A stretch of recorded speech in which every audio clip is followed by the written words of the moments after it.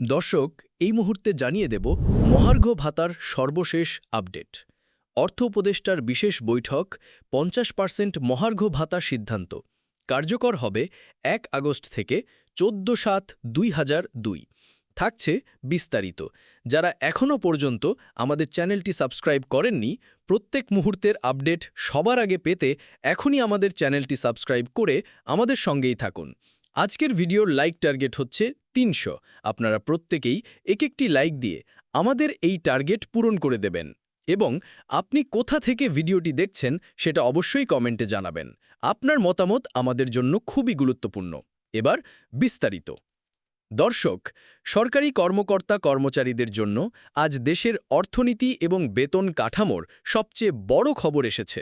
আজ ১৪ জুলাই ২০২৫ অর্থ মন্ত্রণালয়ে এক বিশেষ বৈঠক শেষে অর্থ উপদেষ্টা ঘোষণা দিয়েছেন যে আগামী ১ আগস্ট ২০২৫ থেকে সরকারি কর্মকর্তা কর্মচারীদের জন্য ৫০% মহার্ঘ ভাতা কার্যকর করা হবে।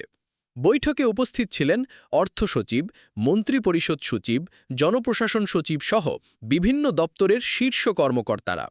বৈঠকের শুরুতেই কর্মচারী প্রতিনিধিদের পক্ষ থেকে জানানো হয়, বর্তমান দ্রব্যমূল্যের ঊর্ধ্বগতির কারণে সরকারি কর্মচারীদের দৈনন্দিন জীবনযাত্রা কঠিন হয়ে পড়েছে। তারা ৫০% মহার্ঘ ভাতা কার্যকরের দাবিতে বারবার দাবি জানিয়ে আসছিলেন। অর্থ উপদেষ্টা বলেন, সরকার জনগণের কষ্ট বোঝে, তাই দ্রব্যমূল্যের ঊর্ধ্বগতির কারণে সরকারি কর্মকর্তা কর্মচারীদের জন্য ৫০% মহার্ঘ ভাতা কার্যকর করার সিদ্ধান্ত নিয়েছি।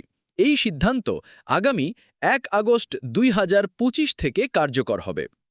এছাড়া আগে ঘোষিত বিশেষ সুবিধা বা বোনাস ভাতা বাতিল করা হয়েছে। এখন থেকে সকল সরকারি কর্মকর্তা কর্মচারী মহার্ঘ ভাতা হিসেবেই এই ৫০% সুবিধা পাবেন। সরকারি চাকরিজীবীদের মধ্যে এই ঘোষণায় স্বস্তির ঢেউ বয়ে গেছে। অনেকে বলছেন, অনেকদিন পর সরকার একটা সময় উপযোগী সিদ্ধান্ত নিয়েছে, এতে পরিবার চালানো অনেকটাই সহজ হবে। অর্থ মন্ত্রণালয় জানিয়েছে, এতদিন যেসব বকেয়া ছিল সেগুলোর ব্যাপারে আগামী ৩০ দিনের মধ্যে সিদ্ধান্ত হবে।